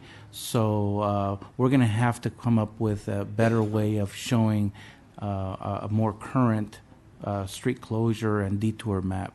I know that the questions come up by Fred and the questions come up from the city manager's office. So we got to figure out a better way of doing it. And I don't have an answer right now. It does take staffing. It does take somebody to actually put the information in. You would think it's so easy because you can just have the inspectors or the project manager out on the field do it. But we are so short-staffed on. I feel like Pedro felt 2 years ago. We just can't hire folks. We have positions that we want to hire, particularly for construction management, and we can't hire them. We've already maxed out on consultants. So the answer is we need to hire more folks. But yes, we need to make a better effort as to how the information is posted on our web. So I'll pay attention to that. We'll try to figure out a way. Okay, here comes the tree lady. First of all, thank you for your list for the 286 trees that were cut. In July, we presented to City Council and to the City Manager a request for $349,000, and in that 349, there was $74,000 in there for cutting those 286 trees. And so there was a request there for $275,000, which was the number that was given to us within this year to do a drip water system on our 2,100 median trees. I've heard through the grapevine that $275,000, that in fact was the number we went to City Council with in July, and we went to the City Manager in July, is now $600,000 to put a drip system and convert just to our mature trees on the median. Is that the correct figure, the gossip figure? I can answer that, William. I am unaware of any additional or supplemental funding provided for this purpose that was approved through the budget process. I'm not saying that there was. No. It's the number that was assigned to it. So the ask to the City Council was for $349,000 in July, and the ask to the City Manager was $349,000 in July. And the City Manager said that she would look into it and get back to us. And within that figure, $74,000 was for the 286 trees. We submitted that and our revisions to everyone. And so we were only asking for $275,000 to do a drip water system in the medians in the city, which is about 2,100 trees. But I am told through the grapevine that it really is not a $275,000 request, that it is really a $600,000 request if that project were to be done. Well, I don't know where this information is coming from, but I can say that there is a difference from drip line and just sprinkler retrofit, which is cap and go. So definitely a drip irrigation system is at least twice as much as the method that we are currently doing in-house, which we've only done about 2 miles, which is cap and manipulate the existing irrigation to water just the trees. And that's what we've been doing right now. The initial plan was to do just that. A drip irrigation system is much more expensive, involves much more labor and cost and materials. So that may be the number you're talking about, $600,000. William, that number was what we talked in the pre-meeting? There's been many numbers and many different approaches that have been floated around. The interim city manager has been around since early this year, and in taking over in her public works experience, she's been asking different questions, and so we've been providing her with the best information we have available. So the latest information that I have is that we have a $600,000 effort needed for drip irrigation for the trees in our medians citywide. The $600,000 that we've been providing information to the city manager, those are hard dollars. We already have some funding for staff, what we call soft dollars. We already have funding for certain staff for certain line items. What we need are hard dollars. And so I know that before there were some other figures, and as Pedro has explained, it's been a different effort. And so a lot of this information seems to be changing, and I know that it sounds like there's a lack of transparency, so I apologize for that. But we're trying to respond to questions that are being asked by different folks in a different way. I know that we spent quite a bit of time in putting the report together, which we intended that report to be provided to the City Council, and that was at $1.2 million. We were pretty consistent in that report, and yet that report took quite a long time to put together. So all I'm saying is that the staff is responding the best way we can to the questions that are being given us by different folks. And so, that's why you're going to be hearing different answers. The latest information I have is So I just want to 600,000. clarify that in that report in July that we did, and we pulled from the 1.2, and we all sat down and we pulled from that, the number was 275,000, which was a one-time to do the drip, versus a 201,000 for a truck to go around with staff watering the trees. So now we have staff going around at 201,000. That's not correct. That's no. So all those numbers that we worked off are not correct. No. There's again, we're dealing with soft dollars and hard dollars. The $200,000 that we're spending with staff going around watering, that's a cost equivalent. Those are not hard dollars that we're spending. Those are staff that are already employed by the city. So we have to kind of give it an equivalent, but we don't have $200,000. Those staff are employed already. So if they're not watering medians, that staff is doing something else. So the information's probably correct, but I think it's being taken out of the context. The report that we helped put together for the 1.2 million, those were supposed to be hard dollars. We wanted to have $1.2 million from the City Council so that we can improve the urban forest for a number of Correct. different expenditure categories. So that 275 was hard dollars for the drip system. Now it's 600. I don't know if it was for a drip system. Yes. Do you recall, Pedro? I don't remember. No. It's for the existing system we have in place, Correct. the methodology cap and go. So then the So is that for the whole city, the cap and go? medians, 21. For the medians Yes. around the trees. So when you say cap and go, that needs to be a bubbler on the cap and go, because my understanding, again, a clarification of our city council members. The city council said that Jerry Brown had said all the water off in the medians, but in fact, it was not all the water off in the medians. It was the spray water off in the medians, and that the trees were allowed to have a drip system for the trees. And Santa Ana turned all the water off, and cities like Brea and Claremont and Anaheim then went into a drip system to save their trees for the last 3 or 4 years. But Santa Ana just turned off the water. Now, in our pre-meeting, William, you did say that is correct information, that we are allowed to do a drip system for our trees, but we are not allowed, it's against the law, to do a spray system for our trees.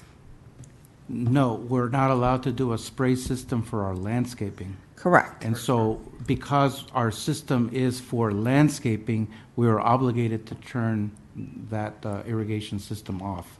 More details than that, I'd have to go back to Pedro, because he really knows more details about how that... No, you're correct, William. The mandate and the directive and the municipal code changes by our city council are to turn off all the water on the medians. Correct. For grass. So if we have hedges, we could water. If we have trees with no grass immediately adjacent or overspray, we could water, excluding the grass. So our methodology right now, our practice is, when we can do it, is to cap all of the sprinkler heads adjacent to the grass, manipulate the existing irrigation sprinklers adjacent to the trees, and just water the trees. And these are existing sprinkler heads, so they're not bubblers, they're not drip systems or anything like that. So at our pre-meeting, when you said 200 bubblers had been installed, those aren't existing? I'm sorry. I can't remember exactly what I had said in the pre-meeting, but again, there's been quite a bit of email discussion with the city manager, and she wanted to know what in-house effort we've done, and I can't recall exactly how I answered that question. So I don't remember any of those details. How many trees were involved, how many bubblers or how many irrigations were capped and bubblers installed, I just don't remember. So, yes. I mean, I'll wait until. Yeah. So what are we doing? What is the plan right now? We're watering some, we're having our landscape architect company water some, we're converting. What's a hard plan here moving forward? Well, currently our staff is hand watering the trees, all 2,000 trees. So that's the ongoing plan until we receive funding to, do a comprehensive retrofit for our irrigation system, which we have not received any supplemental money. So the small areas that we've modified are a result of water savings, and it's very low. It's substantially, we need substantially a larger amount of money. So that's where we're at this point. It is pulling existing staff from other operations to do this, as William mentioned. So, if we have a drip irrigation system installed or a modification to our existing medians, staff will go back and catch up on all the tree stumps that are still out there and expedite service calls and go back to their normal work. There is no savings. Our staff is already here. Their workload is increased, obviously, and that's where we're at. So how many medians do we have? We know how many trees. We have over 30 miles of landscape medians and over, I think, 2,200 trees in the medians. How many median locations? We have several hundred locations. If you're talking by block segments, we have several hundred. Okay, so my understanding is that staff was to do 7 areas of watering. That was the given number again. No. What we're doing is we're using existing staff and a watering truck, and we're watering as many trees as we can. We realize that is not sufficient. So the areas that was maybe if we had the funding, if we had hard dollars to do a drip irrigation or a irrigation conversion plan, then I think that's the 7 areas. That's how we would approach it. But right now, we're doing the best we can, and I know that this is not what we want to hear, what the public wants to hear, but we recognize that we are not sufficiently watering trees.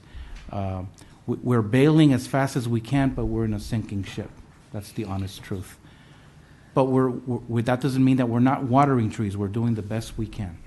So at the beginning of this year, we talked about that the budget year had $50,000 for new planting of trees, and we spoke at ETAC that why do we want to replant $50,000 worth of trees? Could we not start with that $50,000 at some point of some medians or the smaller ones in the residential area and use that for the tap and bubble or tap and instead of planting trees? So that was the request of ETAC in June. Is that $50,000 still there for new tree planting, or where has that money gone? We have not planted any trees since July 1st, so we technically still have that money available, $50,000 to line item for new plantings or reforestation. We still have that money available in our budget. So what do we need to do, or how do we approach to use that money for making, as I said, maybe some of the smaller medians that are in the residential area to your tap system? It's just staff effort. If I know this committee here wanted staff to plant trees. So we took that into consideration, obviously, as well. But our primary action right now is to save trees. So we're trying to save trees by watering. If we do find tree removals, obviously we focus on that for safety reasons. If we need to look at reallocating that fund to modify existing systems, we could do that. Yes, William. Yes, Mr. Bowers. I mean, I'd certainly be my view that we should spend that 50,000 on saving the existing trees rather than planting new ones that are a new obligation. If we can't cover the existing trees, it makes no sense that we plant new ones. Secondly, is there a list, a triage approach that we have currently? I mean, if we're doing this sort of on an ad hoc basis, we're doing some tap and go here and there. Is there triage? I mean, we know certain areas are worse than others. We know trees that are in distress. Do we have a list of, like, if we're going to tap and go, we have some resources. Are we going after those ones? We are familiar with that. Primarily, it's staff safety, obviously, coupled with the condition of the trees. Those are the two primary situations. So, for example, we modify the irrigation on Fairview. Fairview is known for traffic collisions, high volume. So we obviously didn't want to have staff be it by a car. So we focus on that area. 17th Street and Harbor are the most traffic impacted areas in our city. So those would be next high priority locations. For example, existing trees obviously reflect that as well. Yes, Gil. So it sounds like what I'm hearing out of this discussion is that there's a drip irrigation project which possibly we can get it done for around 600-ish, right?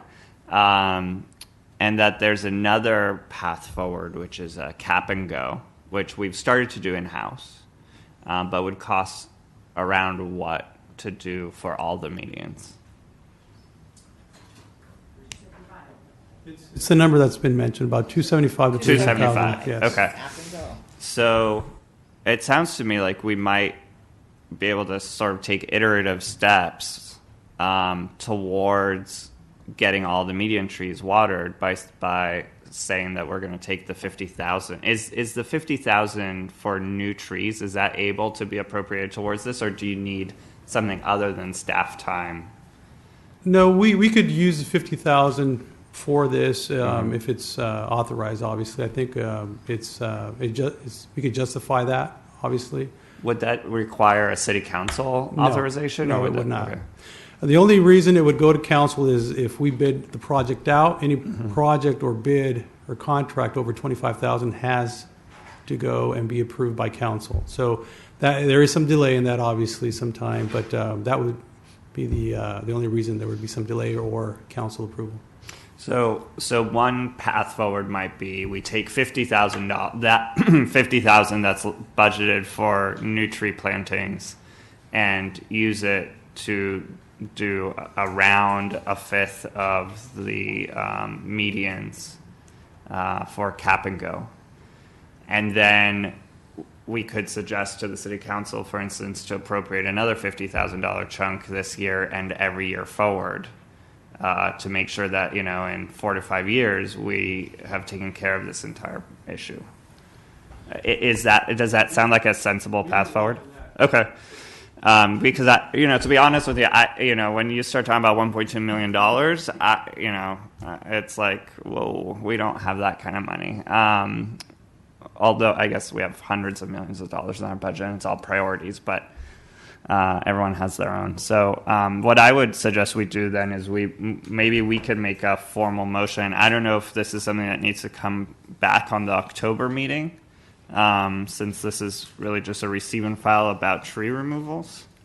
Maybe we can agendize for the October meeting a motion to appropriate to suggest staff from ETAC.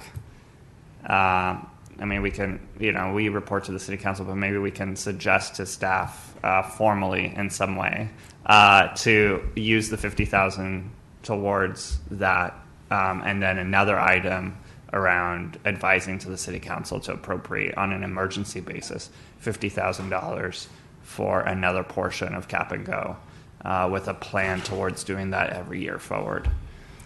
So, so let me work on that. Sure. I will come up with on our end, how to agendize that. Because this is just a discussion item, I'll work on that, and then in our pre-meeting, we'll maybe hopefully provide some more concrete information, and then we can move forward on this. And let's just make sure we have that in October, and then we can work on that in the pre-meeting. But I'll just say here for everyone, the thing I would definitely like to see is that there's something that we can discuss and vote on as formal recommendations to the City Council. That is a plan for whether it's 5 years or 3 years or some way to break this cost up in the smallest way possible to encourage the City Council to actually appropriate supplemental funds to this. Yeah. And of course, we're aware of the interaction between ETAC and staff and how your advisory to the council. So I'll keep all that in mind so that we can move forward. We've been given two comments here from public speakers, and we have Maria who would like to talk on item D, which is the skateboard and bike on sidewalks. Maria.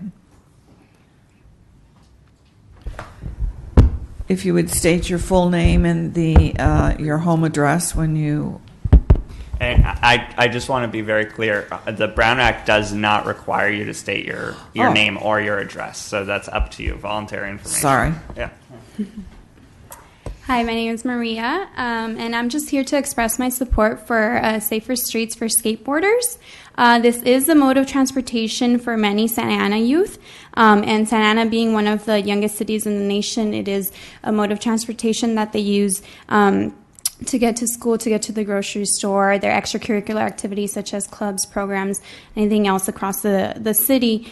Many of them do not have bikes or can't afford them to maintain them. A lot of them do live in apartments and don't have the space to store them. And obviously a lot of them don't have driver's license yet. The streets can be very dangerous for them as they ride them to get to school and the grocery store, and as stated before.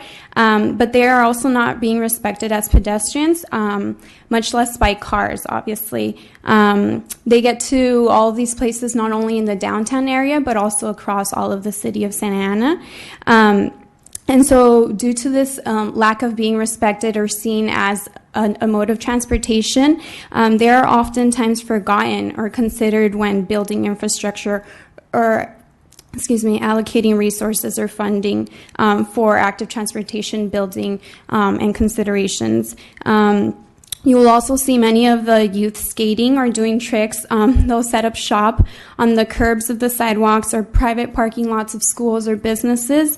And this is due to the lack of safe open spaces on parks for recreation for them. Currently, Santa Ana only has one skate park, and we are one of the densest cities in the nation. So we do believe that there is a need for more safe open spaces for youth to participate in this recreational activity, but really all the youth want is to seek are for the streets and for open spaces to pursue this activity that does keep them healthy and active, and we believe that they deserve as much respect and consideration as any other mode of transportation when considering the building of the streets and also the more open spaces and places as such in the city of Santa Ana. Thank you.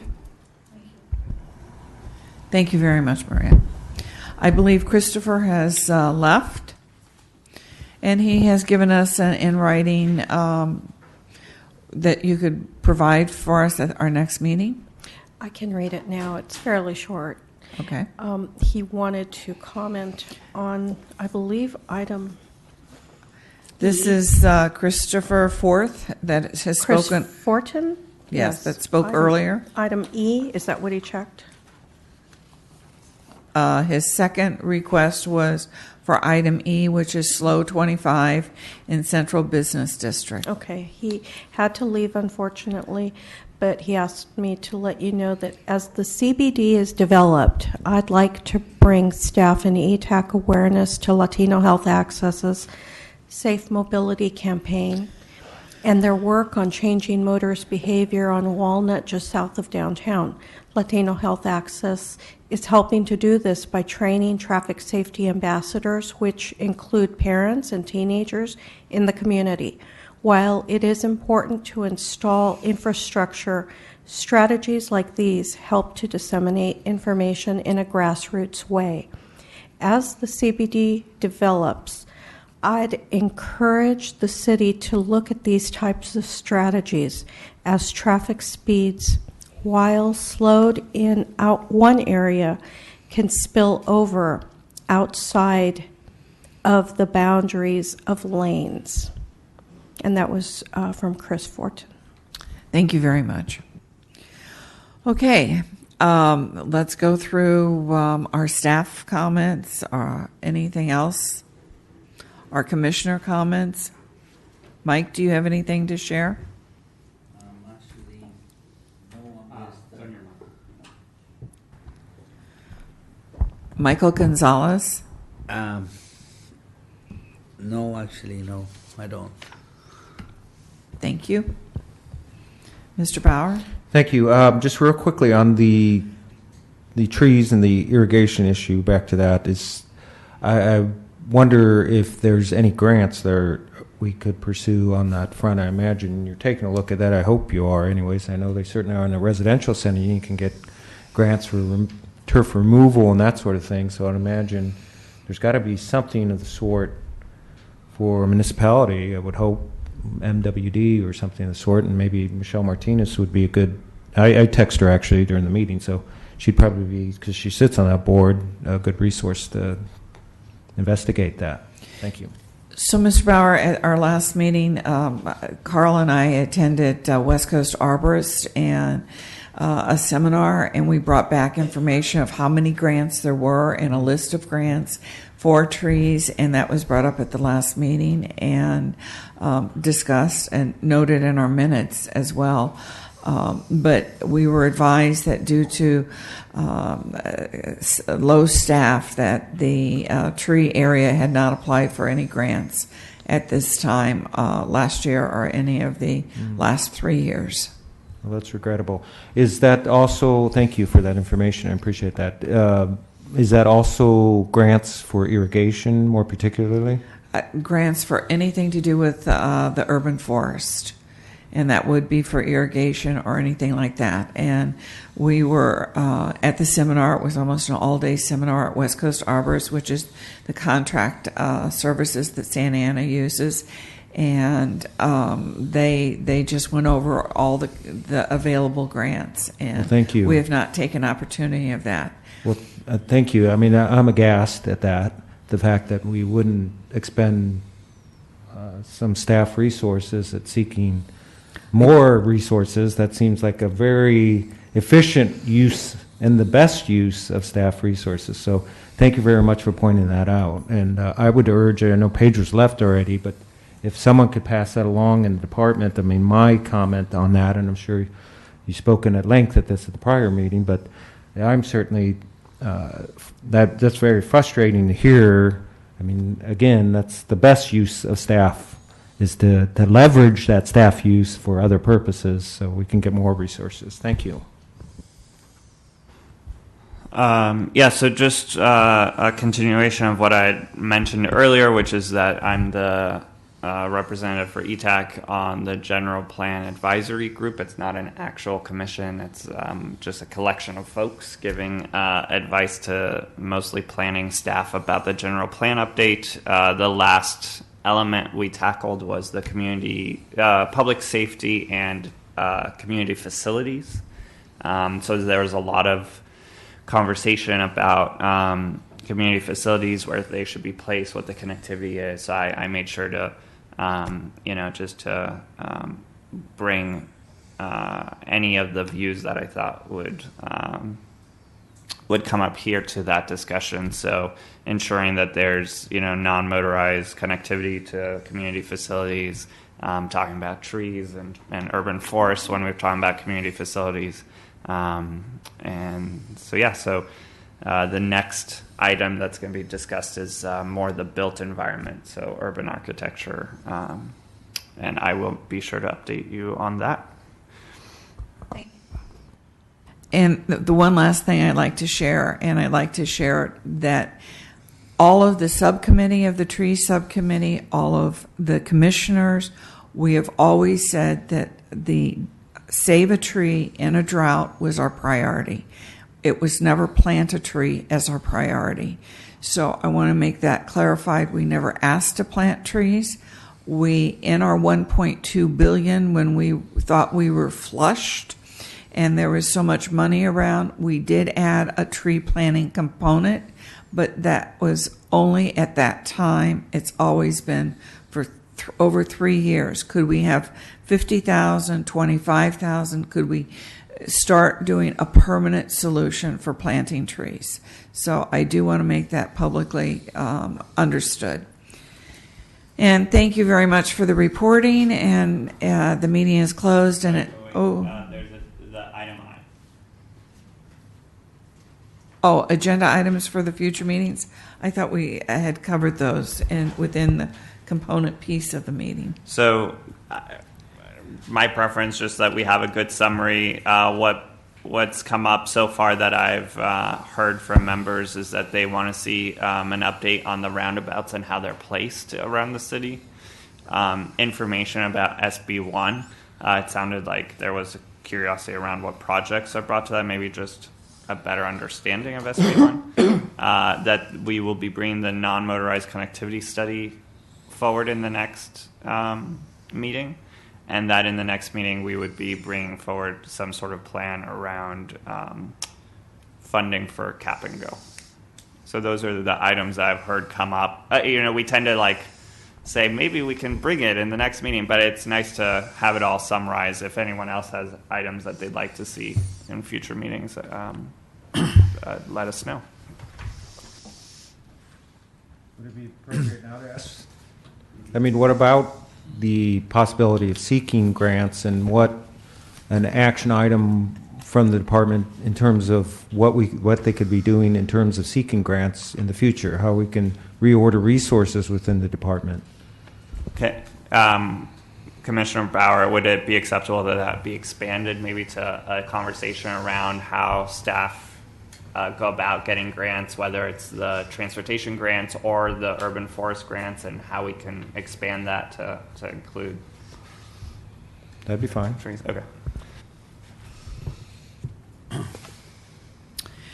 So from our last meeting in the agenda items to move forward, we had OC streetcar update. And I think that was the only other thing that was not covered. Okay. Meeting is adjourned. It's 9:35. One last thing. Yes, Mr. Gonzalez. I don't know if it's possible. I've been meeting with a lot of nonprofit organizations, Spanish speakers, and I don't know if it's a way that we can come up with a flyer in Spanish to let the people know what's going on. At least to. Because they've been asking me what is that we're doing here. One suggestion I would have is maybe you could pick up, maybe staff can make available the insert that gets sent out in the utility bill, because that's Spanish speaking as well, and I think it includes some public works information. So that might be one option. Otherwise, we could come up with a summary. There was a... So that we are doing the 25 miles an hour, and you're going to be doing it in 2 languages. Your bike information, is that on the website in 2 languages? You're talking about Save Anna, Save Mobility Yes. No. What I would recommend then, maybe we can agendize this for the future. The Arts Commission actually put together an annual report of sort of what they worked on for the past year and essentially what they worked on for the past year. And so maybe we can look to doing that and making sure it's available in 2 languages. What kind of information are they looking for? Any, because like I said, I've been meeting with a lot of nonprofits, and they've been asking me, so what you guys are doing? What nonprofits exactly are you meeting with? Club of Guerrerenses in Santana. See, we're gonna be in the parade from a lot of different states from Mexico. So I believe it's very important for all to know what we're doing here and the new project and all the info. At least the more important things, a flyer will be cool to pass it out.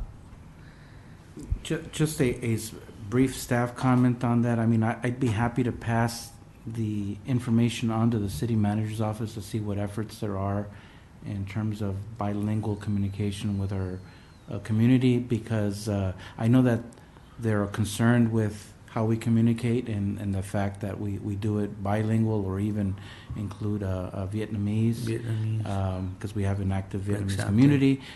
But that effort in communicating in Spanish or in any other language, that really needs to come from, as a director, from the city manager's office. I don't want to commit to that because as it is, we're short-staffed, and so how do we do that? Are we talking about the agenda? Are we talking about when we do presentations? I'd be more than happy to do for example, Central Business District. I would be more than happy to do that in English and in Spanish. I mean, I'm fluent in Spanish, so I was planning on doing that anyway. But you can get good editorials in the Spanish newspaper as well, and reach out. But to formalize what ETAC does, or to formalize what the city does, I think we really need some direction from. So I would actually kick it back to you. I think as far as I've taken my role here, is that part of my role is ensuring that the work that these guys are doing is actually visible in the community. And so when I'm meeting with nonprofits in my ward or the neighborhood association, actually a lot of times Corey shows up, so I don't have to do anything, like the first street safety meeting, right?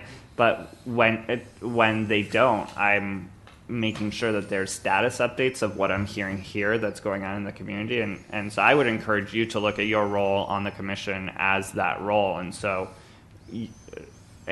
it would be immensely helpful, I'm sure, to staff that if you hear this, the Central Business District Zone, and you're meeting with a nonprofit, to give them a heads up that this is happening, and that, that you could explain it in Spanish to folks and help them understand. That's what I've been doing.